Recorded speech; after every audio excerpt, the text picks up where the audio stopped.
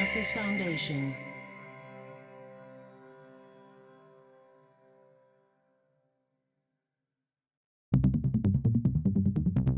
Dublab.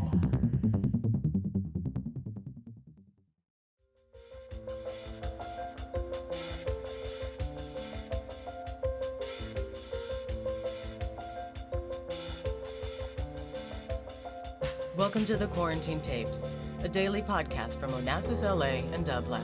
Hosted by Paul Holdengräber, this series chronicles shifting paradigms in the era of social distancing.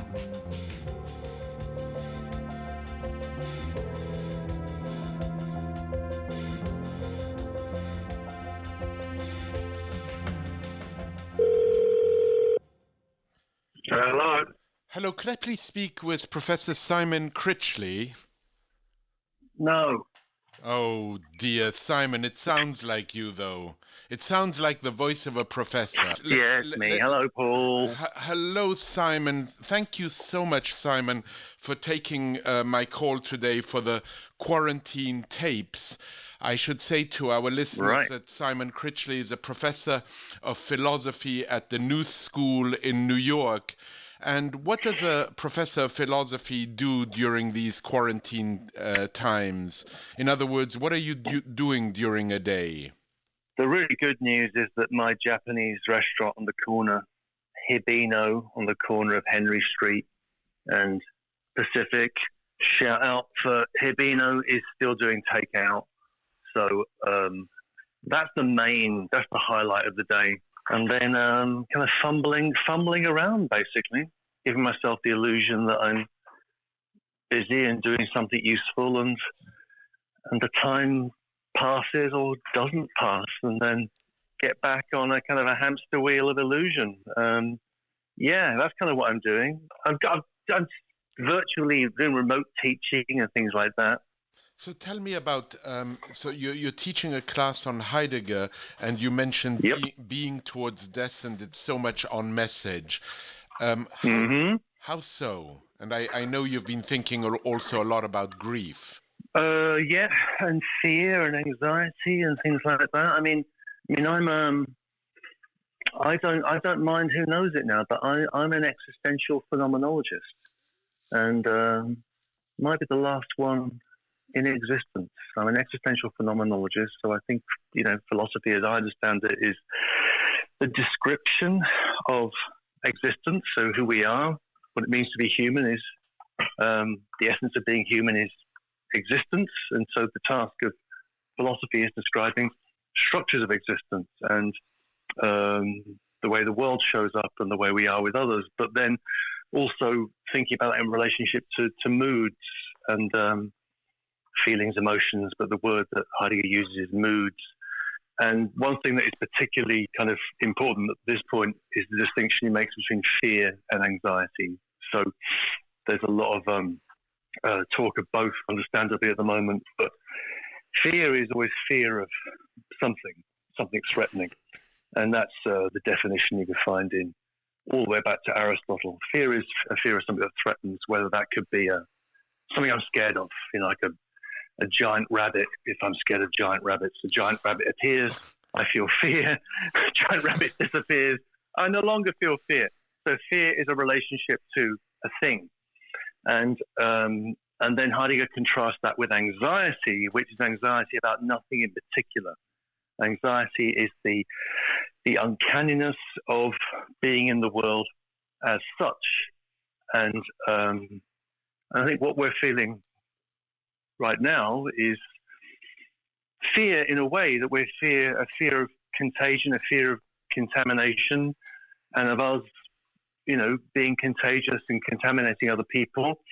So that kind of dual structure of fear, but in relationship to something which is invisible and unknown. And that transforms into a kind of generalized anxiety.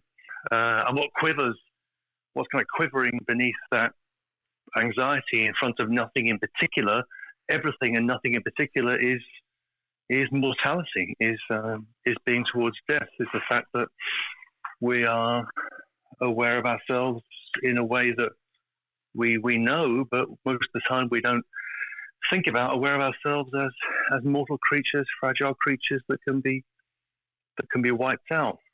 And I mean, that's, at one level that's bad, another level that's good, because the alternative is living in the kind of counterfeit immortality of what we think of as normal life, and that is not where we are. So it's actually a quite peculiar moment, philosophically, to say the least. I mean, a moment when maybe people could be thinking, or people are thinking in, much more philosophical terms about who they are, what counts, what doesn't count, what they've been doing with their lives, what is of value, all those deep questions.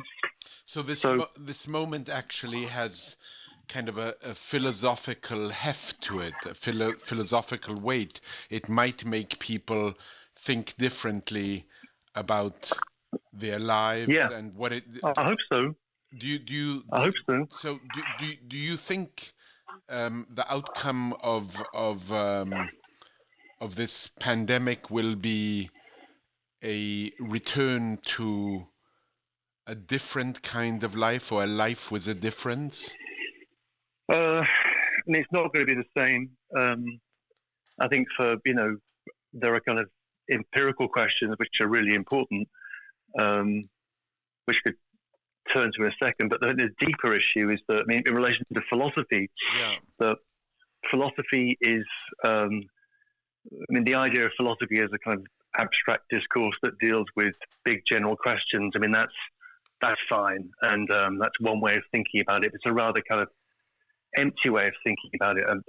A more interesting way of thinking about it, which is really the way the activity in philosophy as an activity has been defined since its beginning, is to philosophize, is to learn how to die, as Montaigne says, quoting Cicero and Cicero's thinking of Socrates. So that philosophy begins its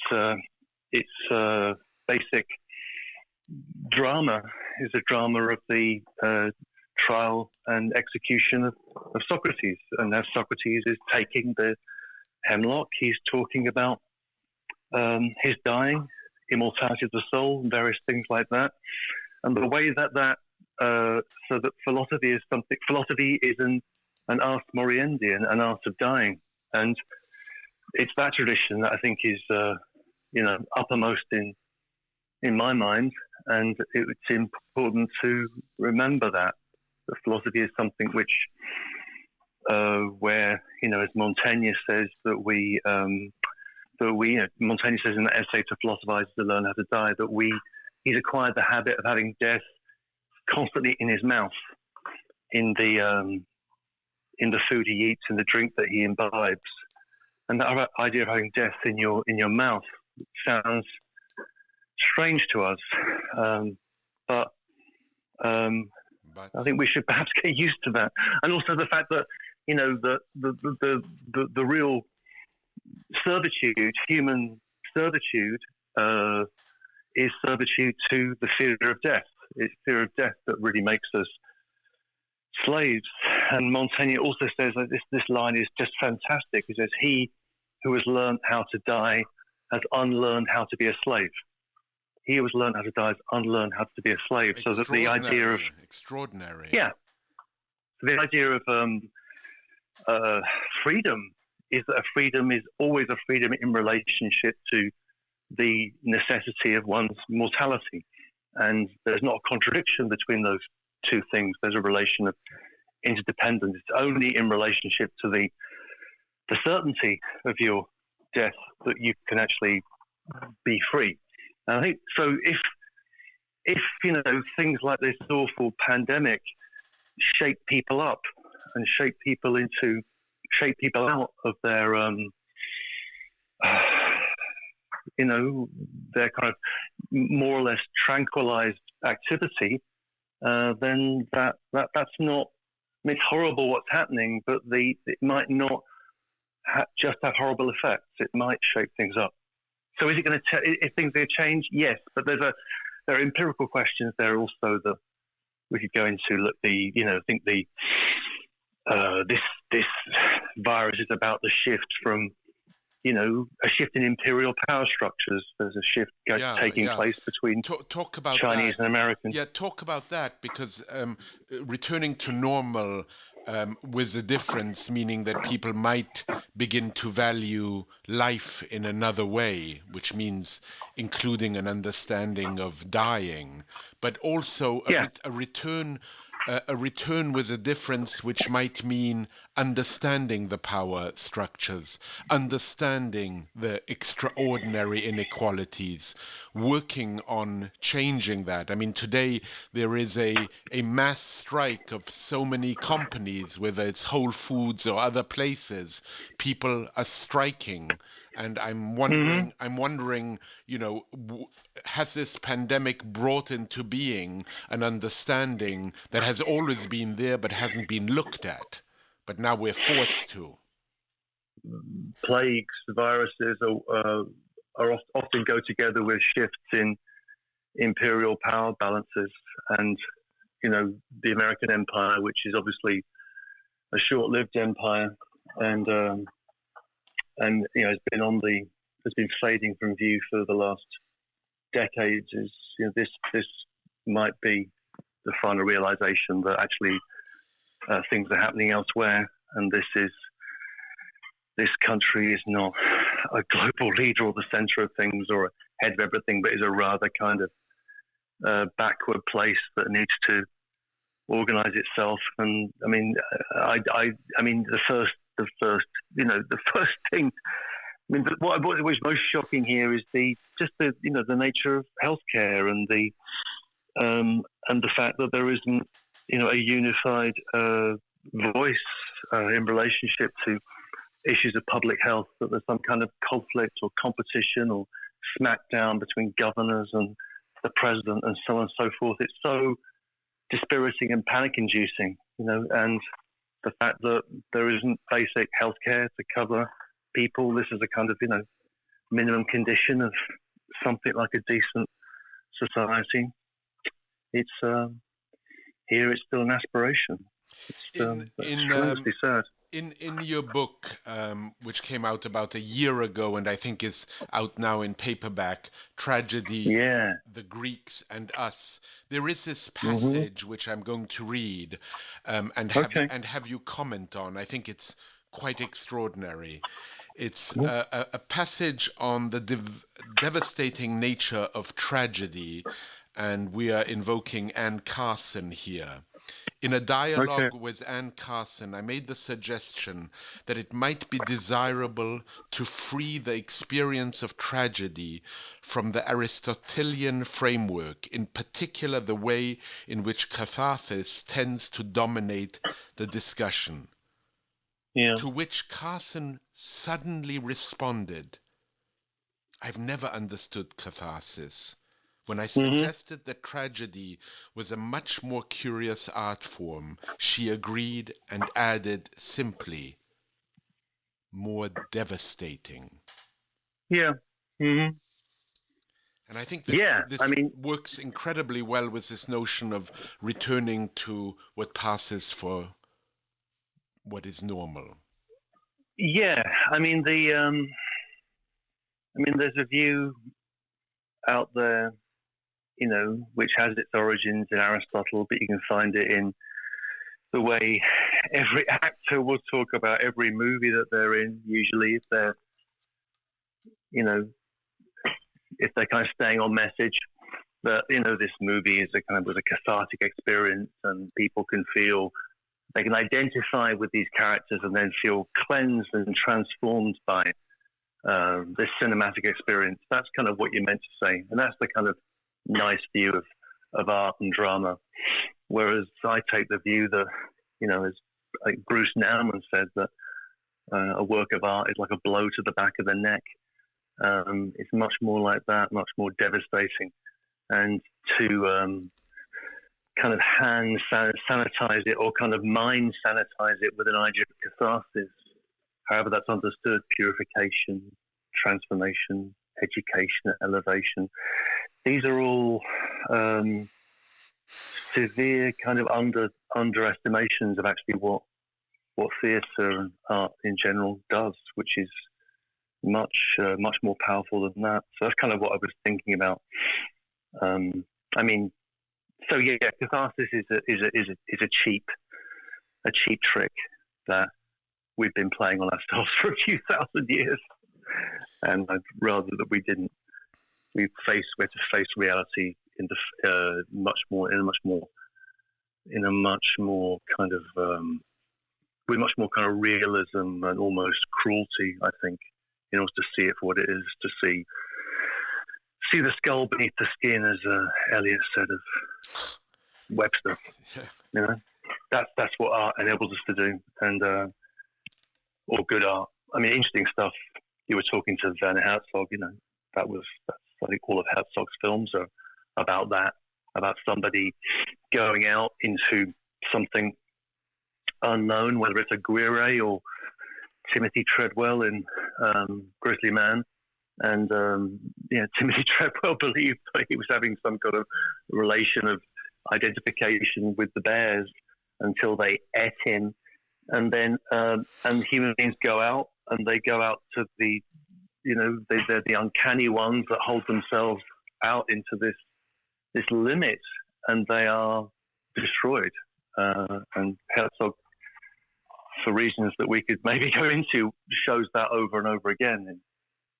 Whether it's Caspar Hauser or Aguirre or many other of his films, this is a kind of heroism, So so catharsis kind of sells things short, in my view. And is this maybe one of the reasons that you quarrel with the notion of hope? Yeah, I think hope is is a delusive concept. I think it's a terrible concept. And if that sounds, radical, it's not. Nietzsche's got a kind of a fairly wholesale critique of hope in the 19th century. You can find voices against hope in going all the way back to our friends the Greeks. And one story that I like is the in Aeschylus's, it might be the oldest play, it might be the second oldest play, Prometheus Bound. Aeschylus, Prometheus, when he's chained to a rock in the Caucasus, and vultures might or might not be pecking out his liver repeatedly every day. The play is him chained to a rock in the Caucasus, and then he's interrogated. He's asked, "Well, what did you do? What did you do to wind up here, Prometheus? Hey, Prometheus, how'd this happen?" And he said, "I gave human beings two gifts. Gift one, I gave them fire, and with fire they developed technology. Hooray!" And for that he was punished. But the second gift I gave them was blind hope. Blind hope in order to forestall doom. Blind hope in order to forestall doom. And so I think about that hope is, I think it's a concept that blinds us. I think that's the wrong concept. We need courage, I think. Courage, determination, based on a kind of realism, the truth of the human situation, which requires courage and hopefully some calm and some steadiness to face it, but not hope. Hope, like catharsis, I think it sells things too short. About hope, I always loved the very short, curt note on hope by Kafka, where he said, "There's hope, but not for us." Right? Yeah. It's like, it's exactly like that. Does that make Kafka, a kind of a bit of a downer?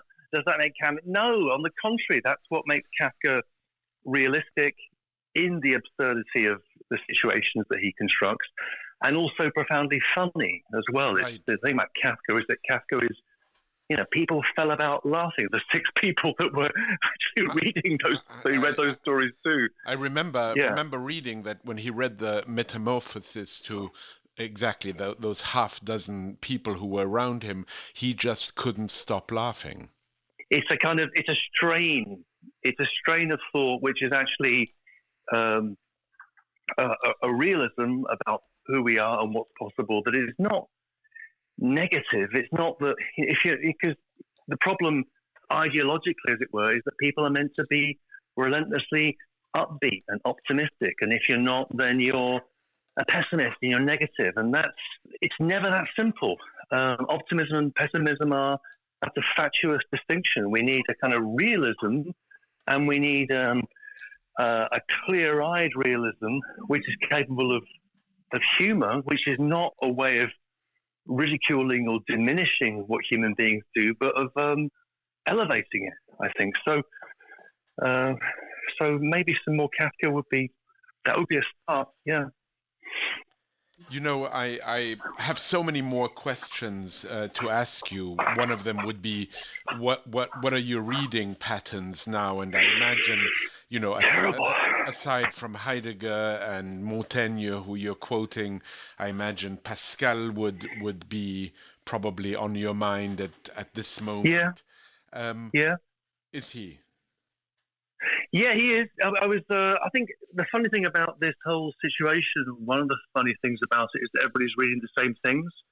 So I remember about 3-4 weeks ago, you know, before things had really got terrible, thinking, oh, you know, plague literature, Boccaccio, let's talk about the Decameron, ha ha ha, aren't I clever? And then I think within 24 hours I heard 5 other people say the same thing. In fact, I was sitting behind someone in that Japanese restaurant, the corner, who said, oh, maybe now's the time to read Boccaccio.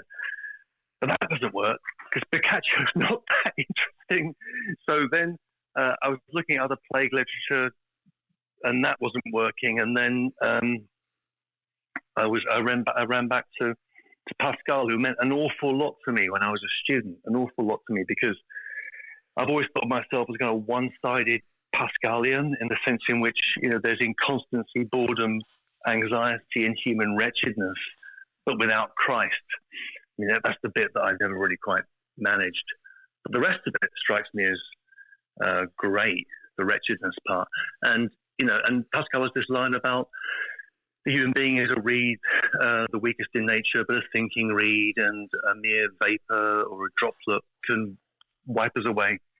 And yet our nobility consists in that, the fact that we, you know, the universe is the universe, and a virus is a virus, and the virus knows nothing about being a virus. It's just a virus, and it's adapting, and it's kind of dumbly wandering around attacking people. And it really doesn't care about us.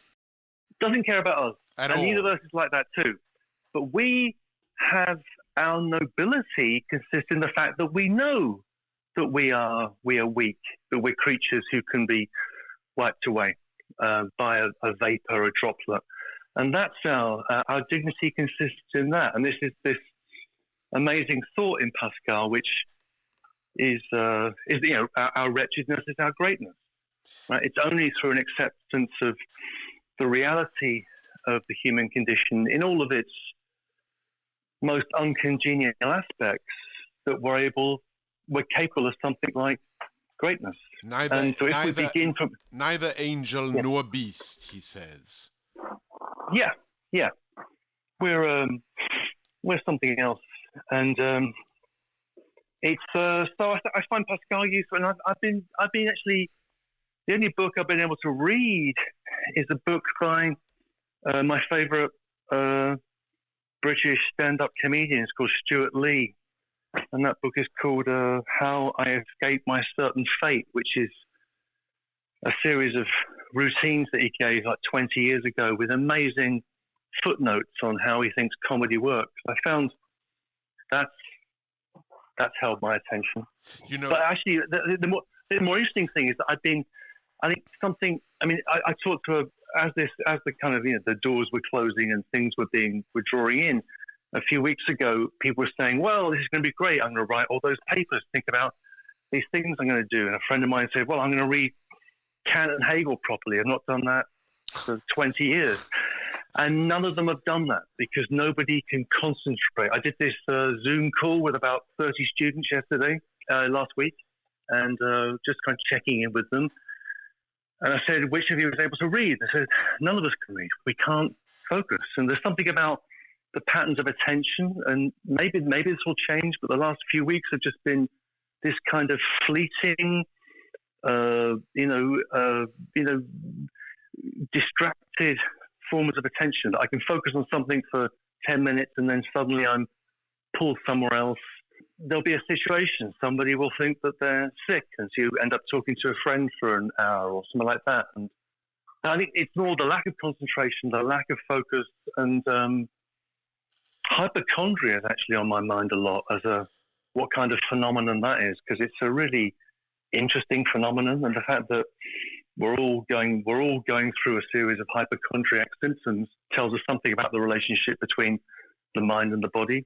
I think that interests me a lot.